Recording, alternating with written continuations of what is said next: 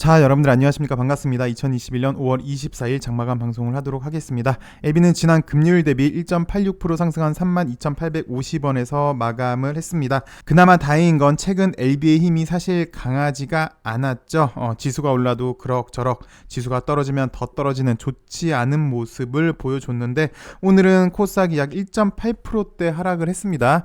이렇게 급하게 하락을 했는데 게다 바이오주도 좋지 않은 상황에서 약 2%대이긴 하지만 그래도 이전과는 좀 다른 조금씩 살아나는 LB의 모습이 보이지 않나 라고 하는데 좀 의의가 있는 것 같습니다. 제가 최근에 매일 했던 말이 LB는 모멘텀이 떨어진다라는 거였죠.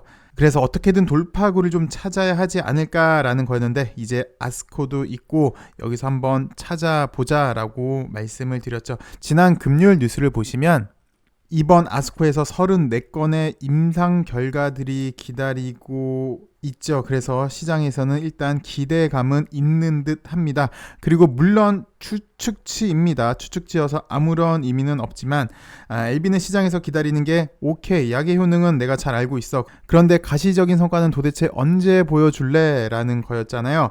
유축해 보건대 추측치입니다. 그래서 의미는 두실 필요는 없을 것 같은데 여기 위암 3차 이상 치료제 시판 후 조사 결과가 있다고 합니다. 잠시 지난 분기 보고서를 좀 살펴보시면요.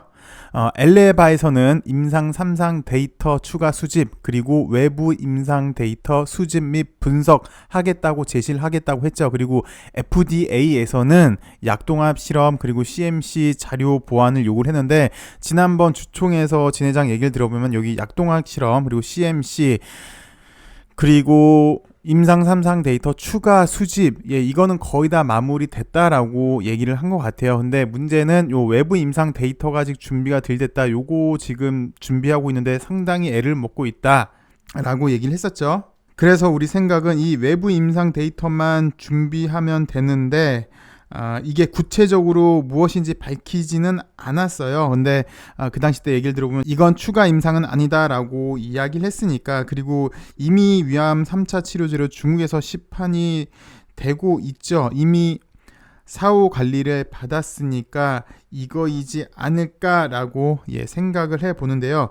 만약 내부 임상 데이터가 이거라면 어느 정도 자료 준비는 마무리되지 않았을까라는 기대감이 있는 듯한 하루이지 않았나 싶습니다. 어쨌든 그동안 LB 흐름과 다른 오늘 이런 모습이 일단 고무적으로 보여지고요. 가시적인 성과 그에 따른 리보세라닙의 효능을 밝히는 논문이 적시에 발표된다면 이제 좀 이렇게 여태까지는 정말 지지부진하고 정말 답답한 흐름이었는데 좀 시원한 구간으로 접어들지 않을까, 하나씩 자리를 만들면서 이제 좀 시원한 구간으로 접어들지 않을까라는 생각도 해볼 수 있는 그런 하루이지 않았나 싶습니다. 그리고 시장은 보시면요, 오늘 코스 당만 일단 볼게요. 코스닥은 약 1.8%대 하락을 했는데 사실 지난 주말에 한미 정상회담이 있었죠. 그래서 시장에서는 한미 정상회담 이슈로 새로운 모멘텀을 좀 찾길 바랬는데 이 모멘텀이 시장에서는 그렇게 주목하지는 않았습니다.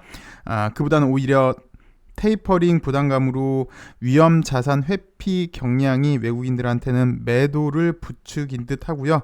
대표적인 경기 민간주 오늘 한국전력 그리고 통신주들이 좋았어요.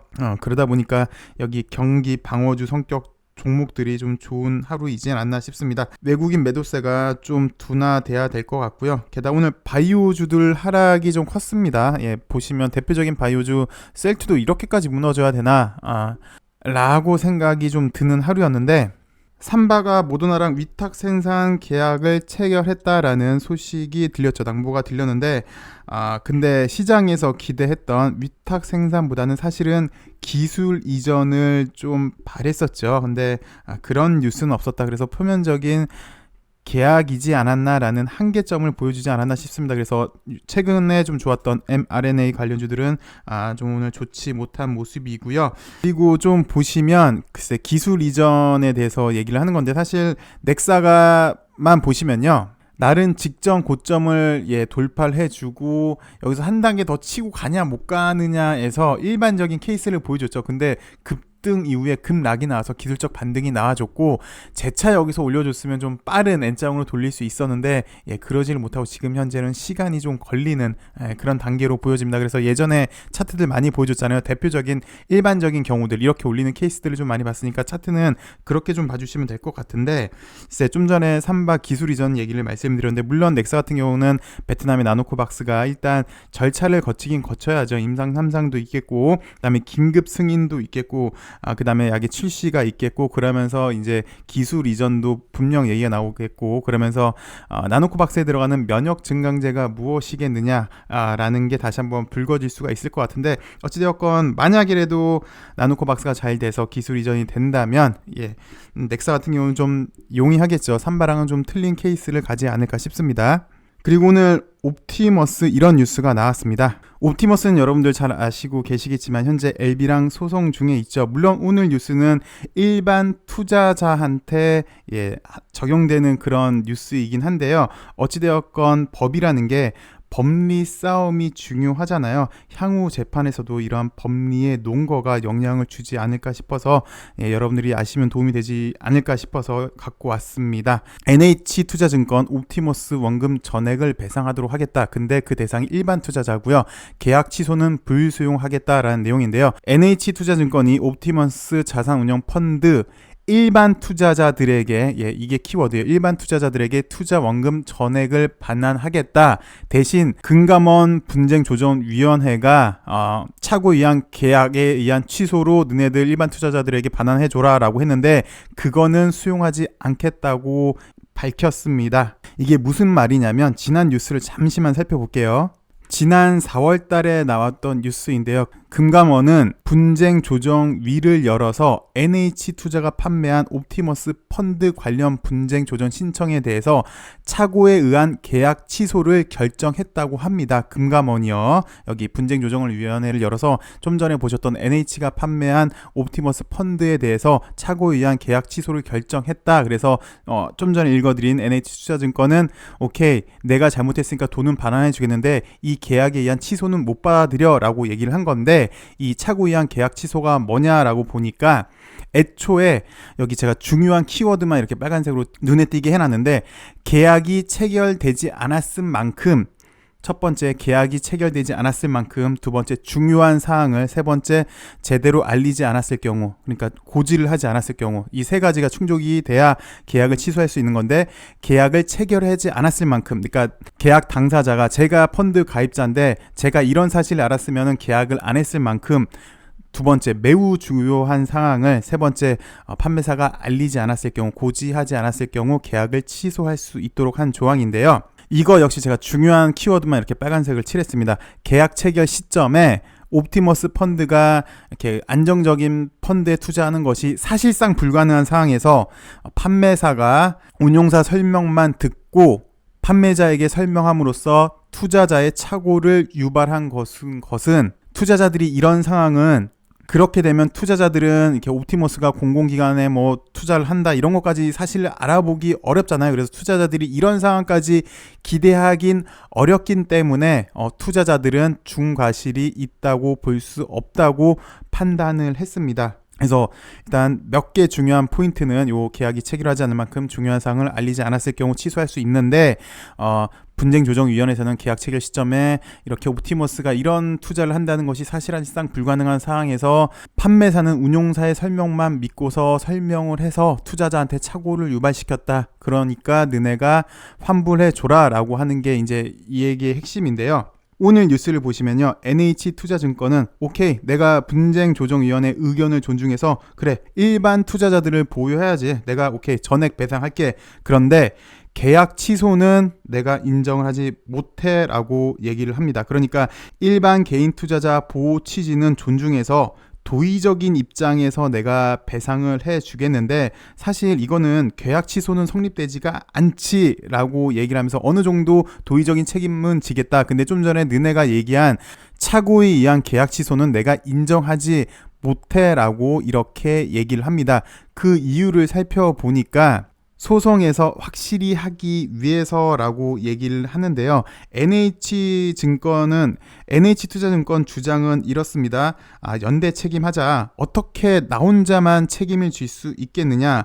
판매사, 나, 그리고 수탁사, 사무관리회사 다 잘못이 있는 건데 왜 나만 책임을 져야 하냐. 다 같이 연대해서 책임을 갖자, 다자 배상을 하자라고 이야기를 하는데, 여기서 만약에 NH투자증권이 좀 전에 말했던 착오에 의한 계약 취소를 인정해 버리게 되면 이건 NH투자증권만의 잘못이니까, 물론 여기서는 이렇게 얘기를 합니다. 금감원이 너네 수탁사를 상대로 구상권을 청구할 수 있다라고 얘기를 하면서 NH투자증권 너네가 먼저 투자자한테 보상해주고 나중에 뭐 하나은행 그리고 사무관리회사 여기 예탁결제원한테 구상권을 청구하면 되지 않겠느냐라고 금감원은 지금 이렇게 얘기를 하고 있는데, 이미 내가 이거 잘못을 인정해버리면 구상권이건 뭐건 다 없어지는 거 아니냐. 물론 뭐 청구를 할 수는 있겠다만 내가 내 잘못을 인정한 입장에서 어떻게 구상권을 쉽게 청구할 수 있겠느냐라고 얘기를 하고 있는 것 같아요. 향후 법리적으로 문제가 되지 않겠느냐라고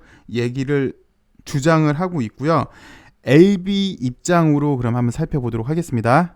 LB도 제가 좀 전에 읽어드렸던 상황이랑 유사합니다.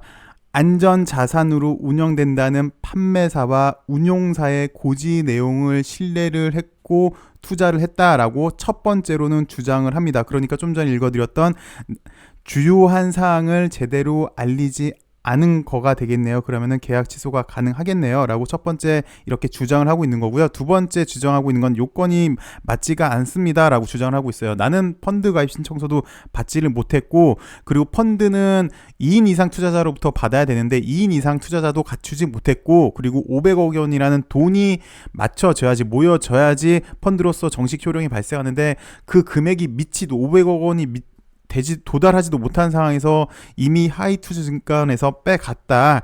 이거는 이미 계약이 성립되지도 않는다. 요건이 불비가 되더라라고 LB는 현재 주장을 하고 있죠. 그러면서 판매사의 과실 또는 책임이 인정이 되니까, 좀 전에 말씀드렸던 판매사의 과실 책임이 인정이 되니까 이거는 계약이 취소 내지는 무효인 경우로 해당이 된다. 그러니까 우리는 하이투자증권을 상대로 부당이익금 반환 소송을 제기한다라고 LB는 현재 주장을 하고 있습니다. 이에 반해서 하이투자증권은 뭐냐면요, 판매사인 하이투자증권에 LB가 먼저 연락을 해서 투자를 했다라고 주장을 하고 있어요. 그러니까 쉽게 말해서 너네 LB가 먼저 연락해서 가입하겠다고 해놓고서는 무슨 네가 뭐 얘기한 계약 시점에 기대하는 바가 어쩌고 뭐 판매사의 과실 그런 게 어디 있느냐, 너네가 먼저 와서 가입한다고 하지 않았느냐, 내가 무슨 설명할 게 뭐가 있겠느냐, 네가 와서 먼저 하겠다고 했는데 라고 주장을 하는데요. 오늘 뉴스만 일단 보시면 NH투자증권 입장에서도 뭐 도의적으로 내가 원금은 전액은 배상해 주겠는데 법리적인 것은 지금 인정을 안 하겠다라는 얘기잖아요. 그래서 앞으로 치열한 법리 다툼이 있을 걸로 예상이 듭니다. LB 역시 얘네가 NH투자가 착오에 의한 계약 취소를 쉽사리 인정을 하지 않았기 때문에 LB도 이런 법리 싸움을 좀 치열하게 하지 않을까 싶어서 말씀을 드렸습니다. LB가 나름 오늘 1.8%대 상승이어서 뭐 그렇게 큰 의미가 있나 싶지만, 사실 지수 대비해서는, 그리고 최근 흐름과 비교해서는 나름 선방을 했다고 볼 수는 있습니다. 그 이유는 좀 전에 말씀드렸지만 새로운 모멘텀이 이제 탄생을 하려고 하는 것 같은데요. 그래서 이제 좀 자리 좀 잘 잡고 우리 주주들은 그동안 오랫동안 기다렸는데 좋은 성과 그리고 좋은 소식 들려오길 좀 기대해 보도록 하겠습니다. 시청해 주셔서 감사하고요. 내일은 좀 더 나은 모습 전달해 드리고 싶네요. 오늘도 행복한 하루 보시고요. 전 내일 다시 찾아뵙도록 하겠습니다. 감사합니다.